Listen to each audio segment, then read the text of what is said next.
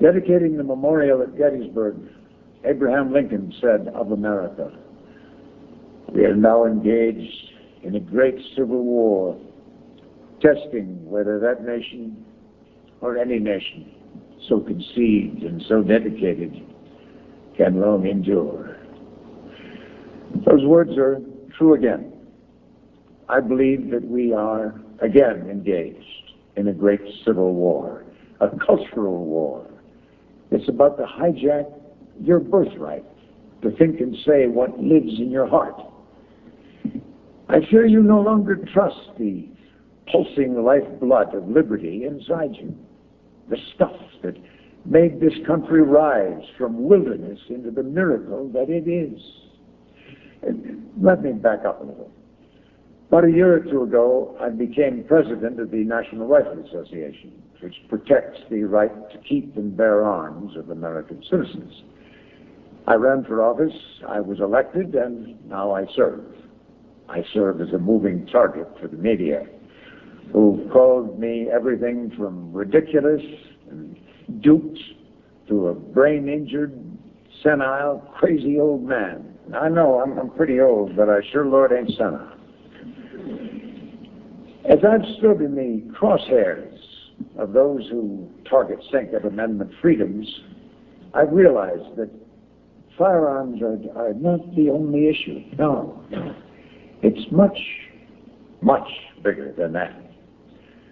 I've come to understand that a cultural war is raging across our land, in which, with Orwellian fervor, certain accepted thoughts and speech are mandated.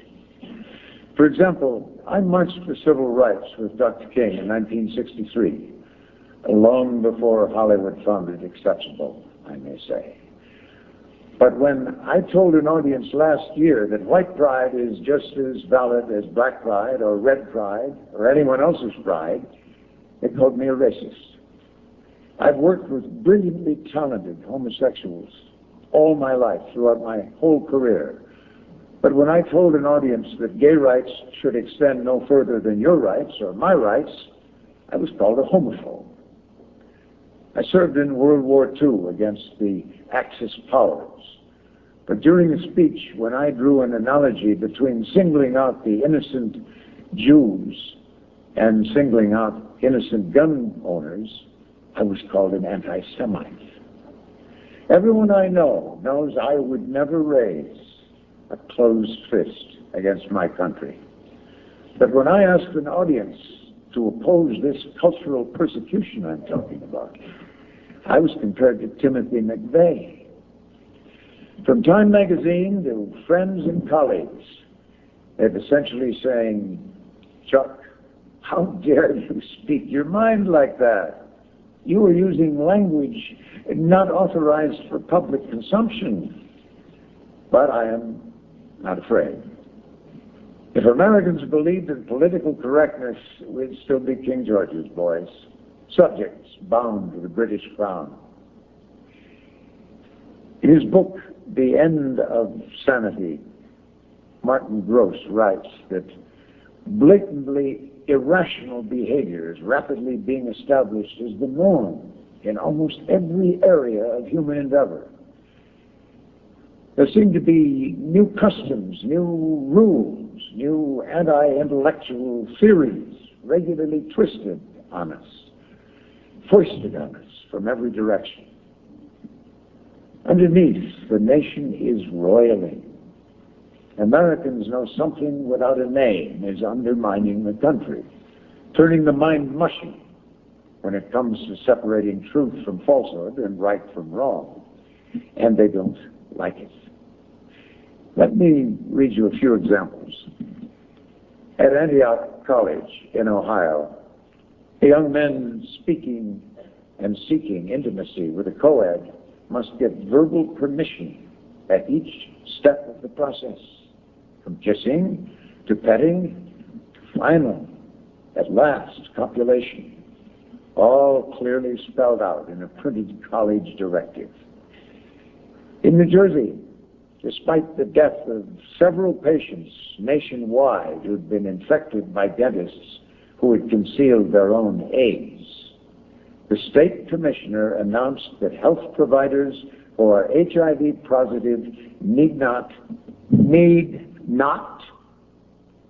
tell their patients that they are infected.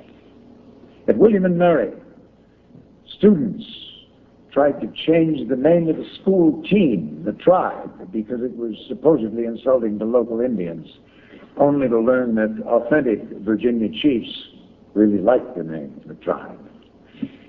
In San Francisco's city fathers passed an ordinance protecting the rights of transvestites to cross-dress on the job and for transsexuals to have separate toilet facilities while undergoing sex change surgery. In New York City, kids who didn't speak a word of Spanish had been placed in bilingual classes to learn their 3 R's in Spanish, solely because their own names sound Hispanic. At the University of Pennsylvania, in a state where thousands died at Gettysburg opposing slavery, the president of that college officially set up segregated dormitory space for black students. Yeah, I know, that's out of bounds now.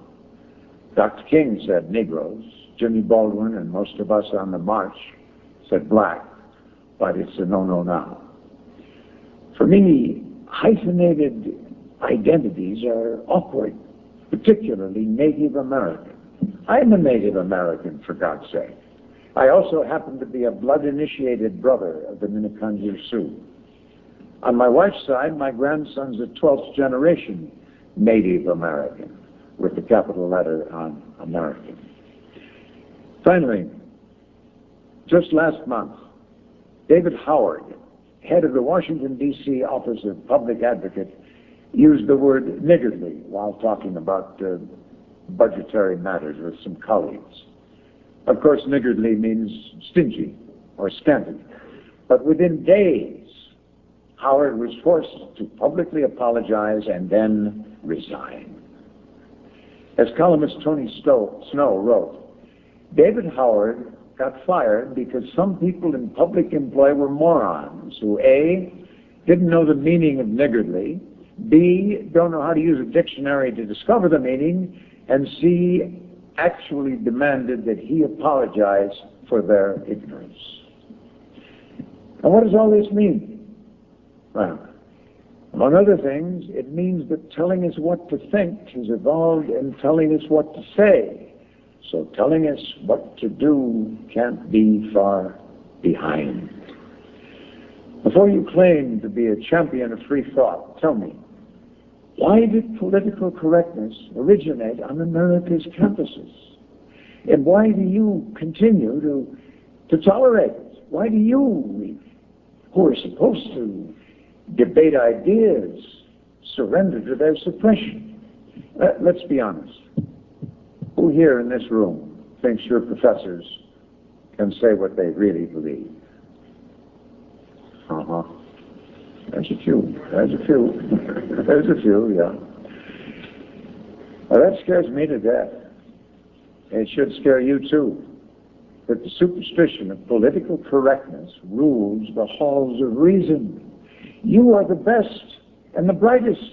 You, here in this fertile cradle of American academia, here in the castle of learning on the Charles River. You are the queen.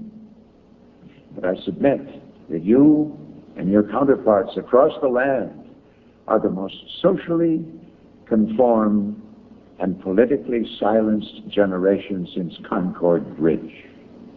And as long as you validate that and abide it, you are, by your grandfather's standards, cowards. Here's another example.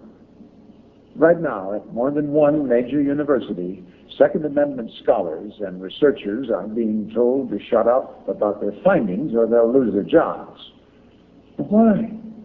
Because their research findings would undermine big city mayors' pending lawsuits that seek to extort hundreds of millions of dollars from firearms manufacturers.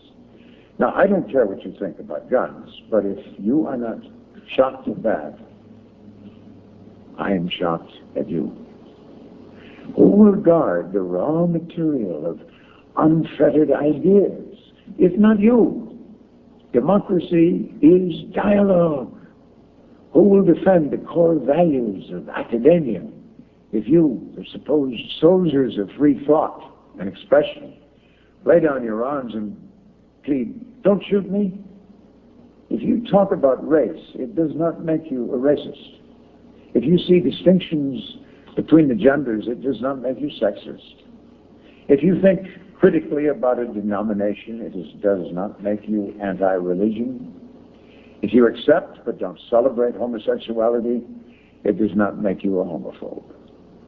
Don't let America's universities continue to serve as incubators for this rampant epidemic of new McCarthyism. That's what it is, new McCarthyism.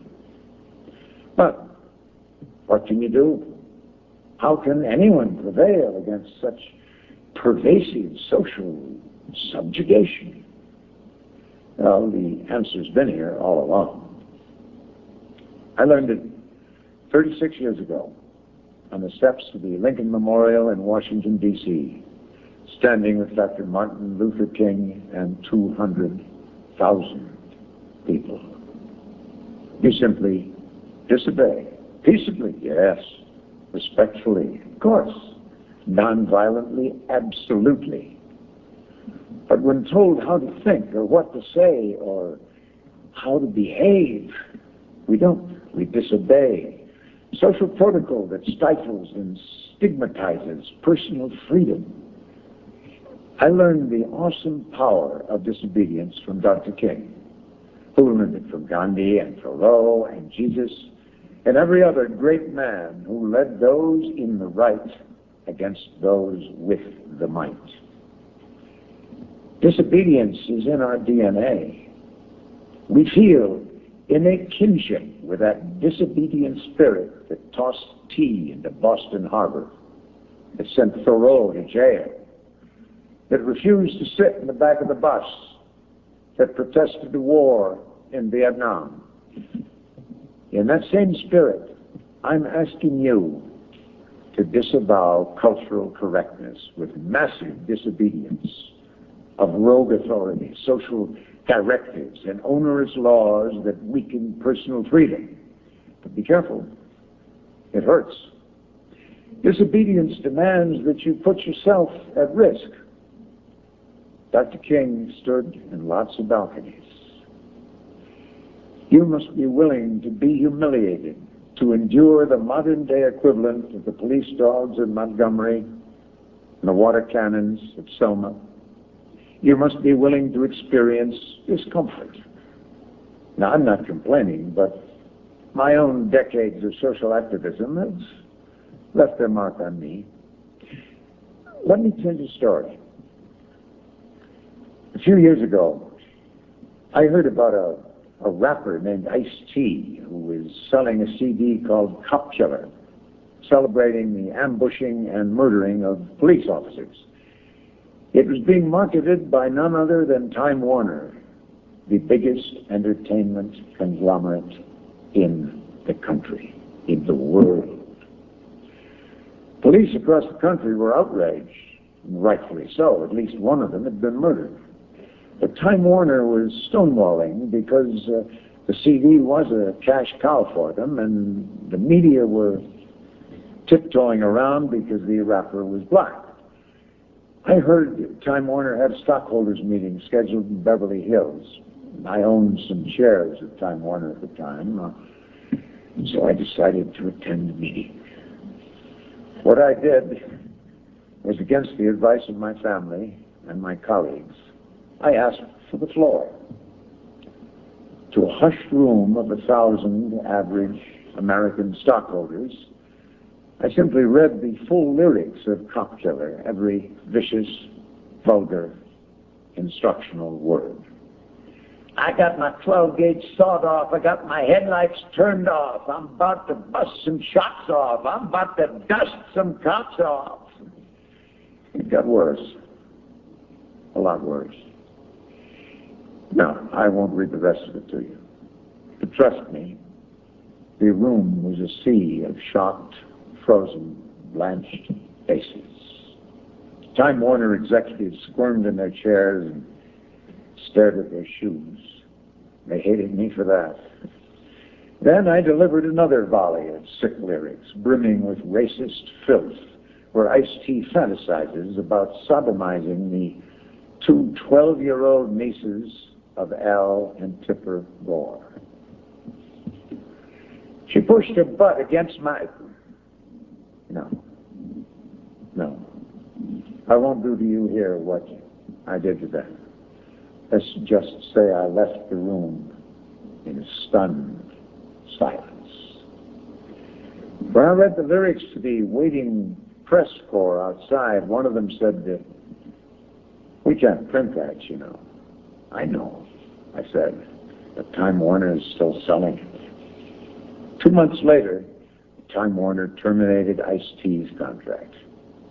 I'll never be offered another film by Warner Brothers or get a good review from Time magazine, but disobedience means you have to be willing to act, not just talk. When a mother sues his elderly victim for defending herself, jam the switchboard at the district attorney's office. When your university is pressured